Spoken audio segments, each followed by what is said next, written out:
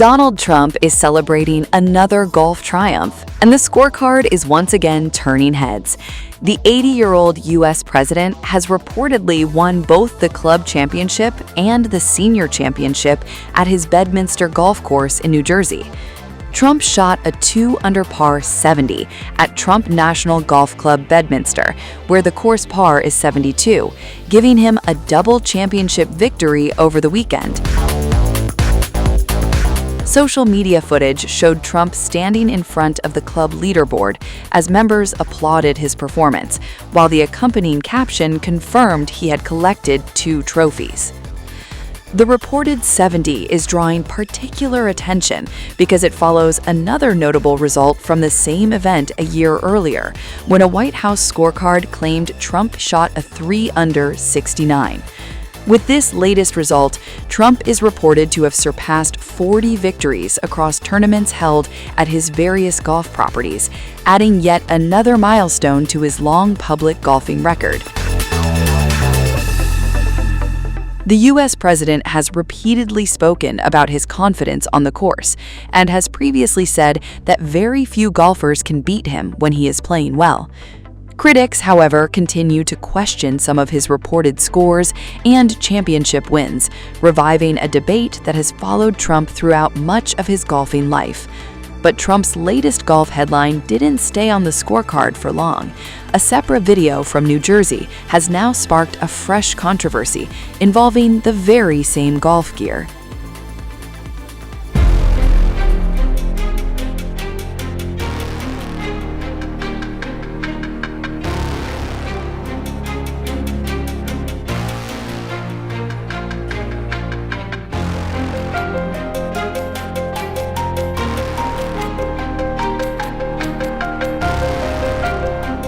Donald Trump is facing a fresh backlash after a video showed him greeting U.S. troops while still wearing a golf glove.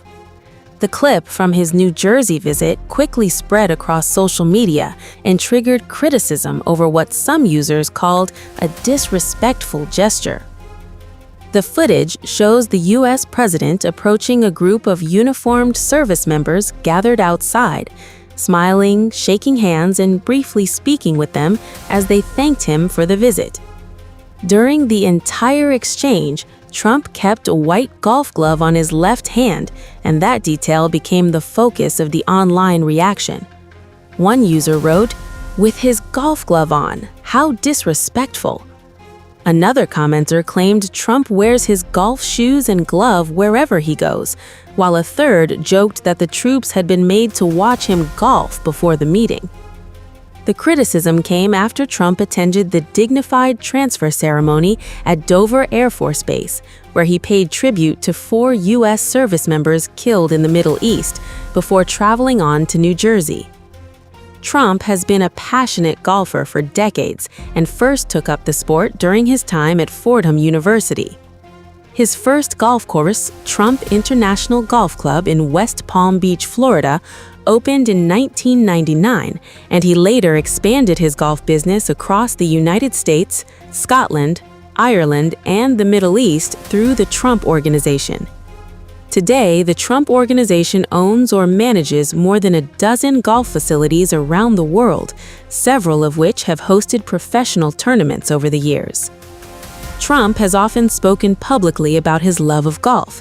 In his 2005 book, The Best Golf Advice I Ever Received, he described the sport as more than a game and called it a passion for millions of people.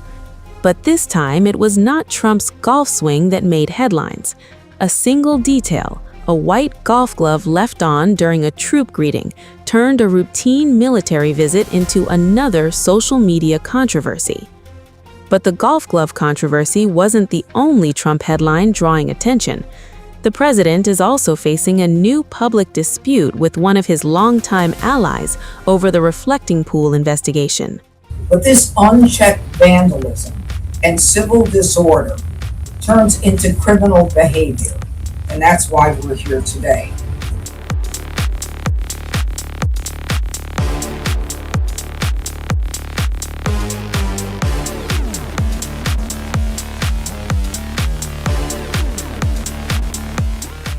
We have about a half a dozen other cases. Some of them will be misdemeanors, and some of them could be less, like a violation. But we're reviewing every case based upon the evidence and reviewing all of the reports. Donald Trump has publicly turned on one of his longtime allies.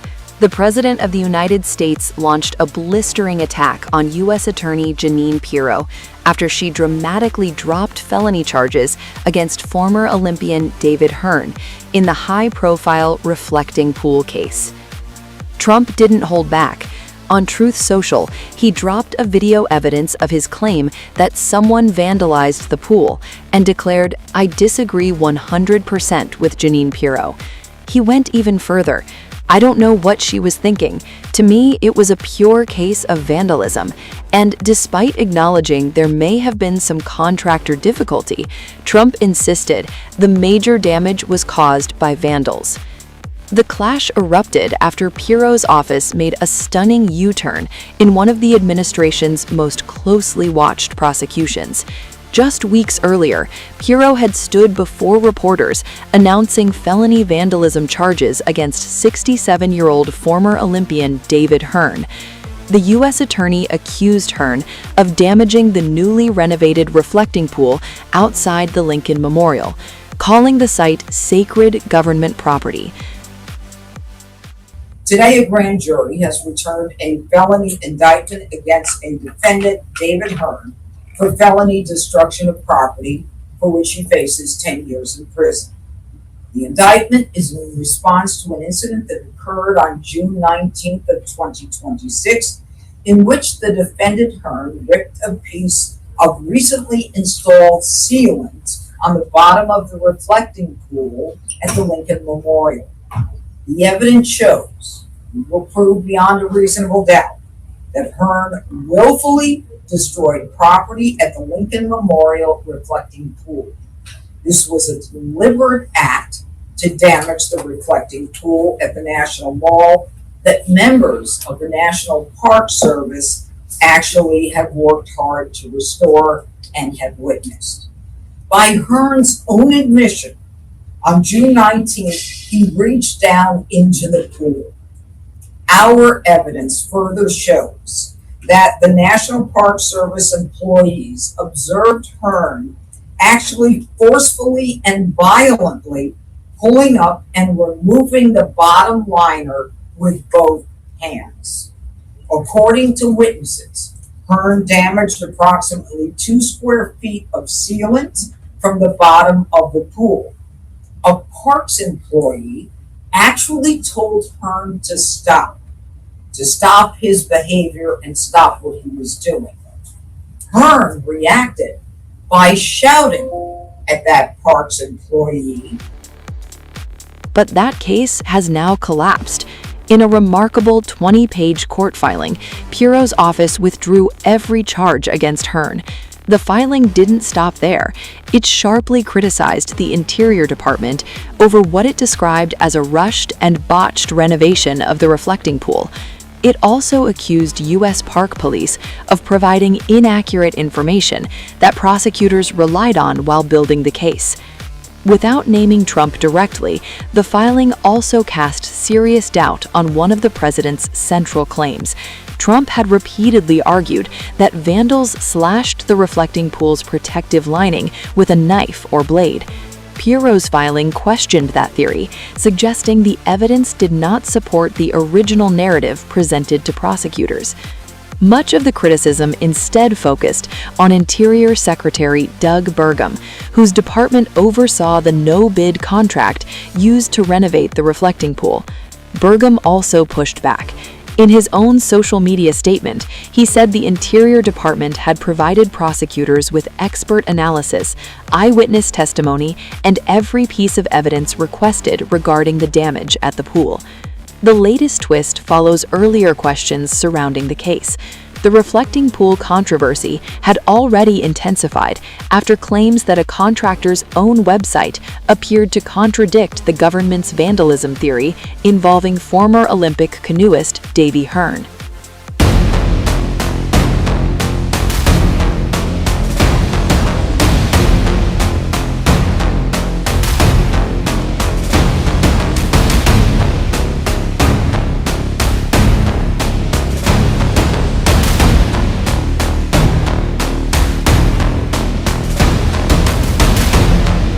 The criminal case against Olympic cyclist Davy Hearn has taken another unexpected turn, and this time it's not coming from a courtroom.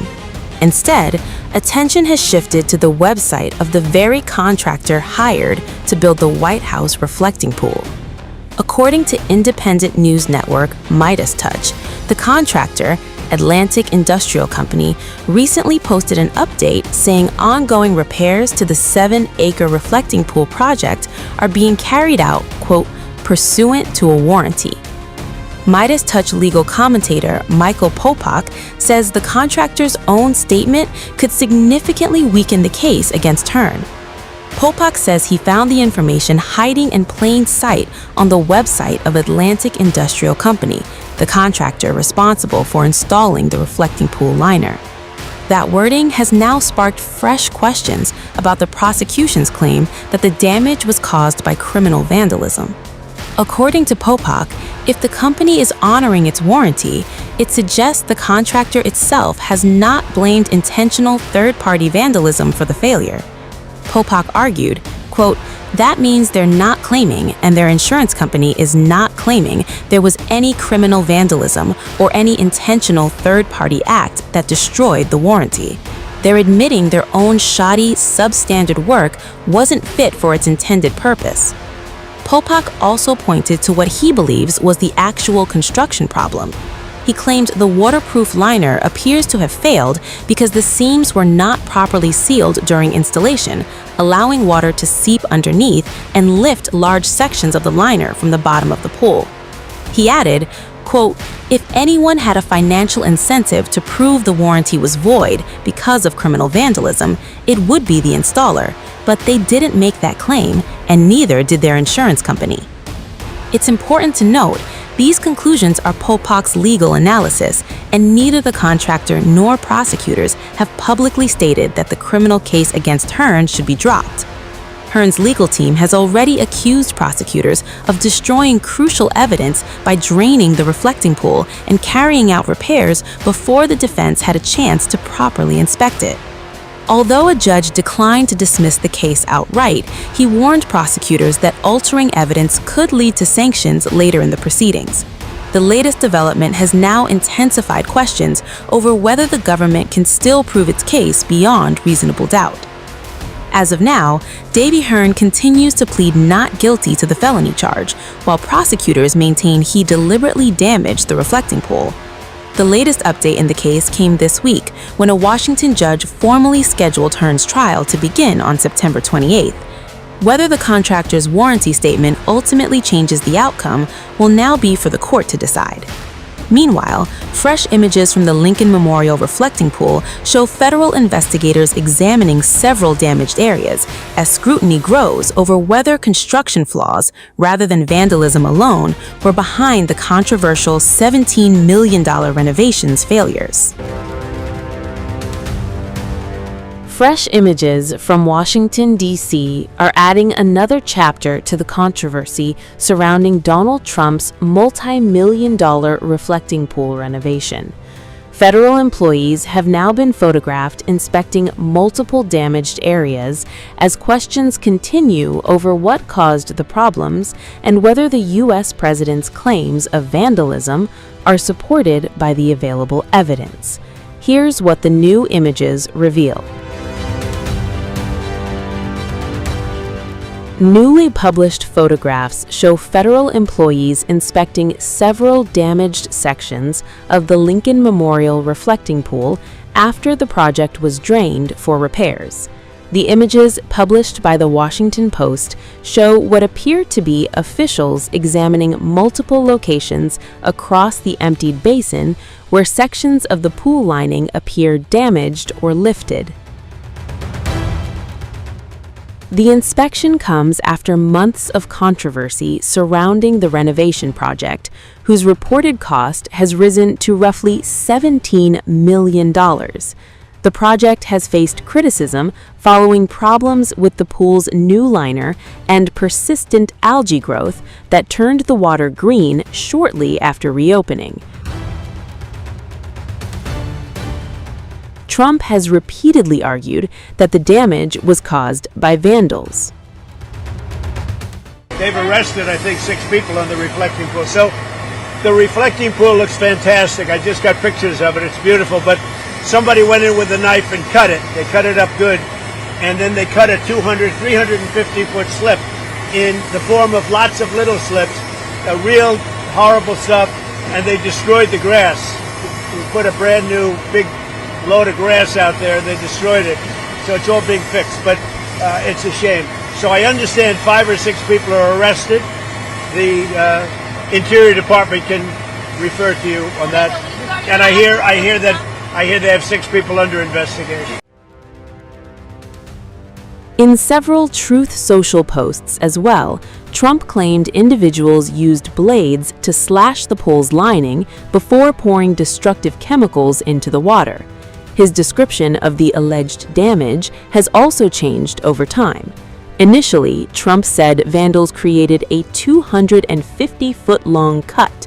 Later on, he claimed the slashes measured 300 yards.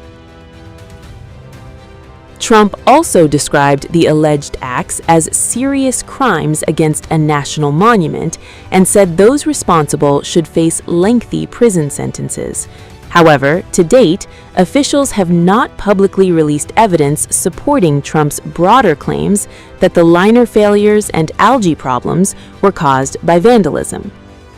According to the New York Times, an FBI evidence response team visited the drained reflecting pool last week to assist the U.S. Park Police in their investigation. And FBI spokesperson confirmed agents were helping document the scene as part of the ongoing inquiry.